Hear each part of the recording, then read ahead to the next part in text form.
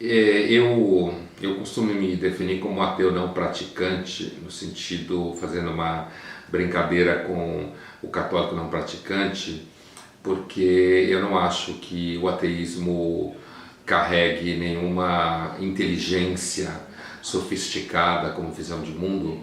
E eu sei que muitos ateus, inclusive, me criticam e me acham um traidor de classe quando eu digo que eu acho que seria bastante sofisticado a ideia de um Deus como esse que a tradição judaico-cristã produziu como um conceito sofisticadíssimo, né?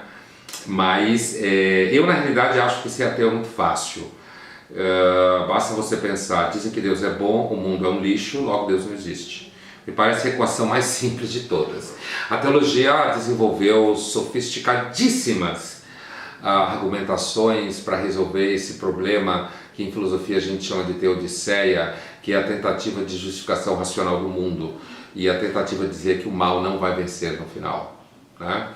E a ideia de que o mal não vai vencer no final que angustia muitos cristãos, né, e judeus e muitas outras pessoas, do ponto de vista que eu vejo, é claro que não existe um mal a priori, nem existe um bem a priori, mas eu acho que eu, nesse sentido, sou bastante darwinista. Eu acho que a gente é fruto do acaso, fruto da seleção natural, e um dia o planeta vai acabar e a espécie vai acabar junto.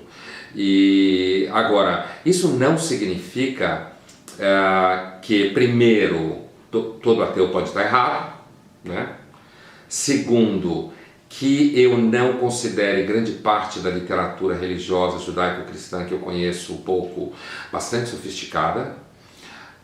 Eu, por exemplo, sou apaixonado pela literatura mística, acredito seguramente que pessoas recebem o que se chama na tradição de visitação de alguma coisa sublime e bela, e que isso motiva você a enfrentar todo tipo de dificuldade na vida.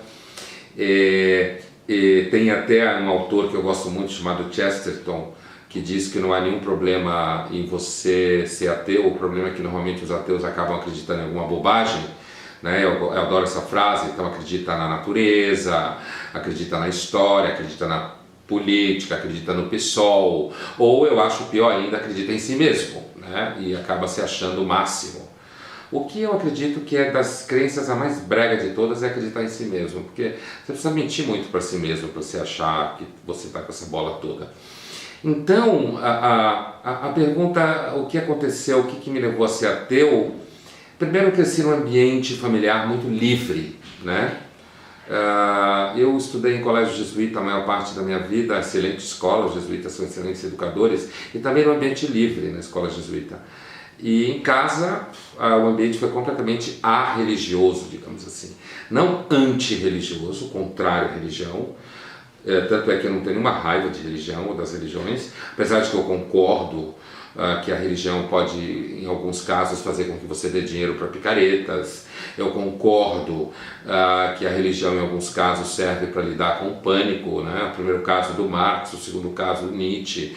Embora eu concorde com a ideia de que muitos religiosos o são porque não conseguem lidar com a noção de abandono ou do pai castrado, como diria Freud, eu ainda acho, eu não tenho raiva da religião, eu acho que você pode ser uma pessoa bem inteligente, ser religiosa em algum grau, ter repertório, a própria pesquisa empírica mostra isso.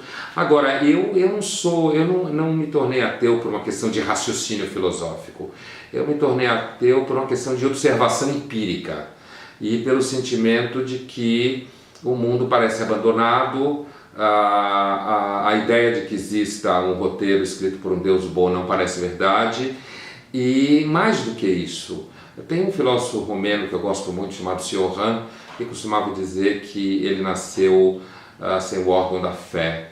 E então eu nunca tive fé no sentido de achar que se Deus não existe a vida não tem sentido, ou se achar que não existe uma vida após a morte a vida não tem sentido.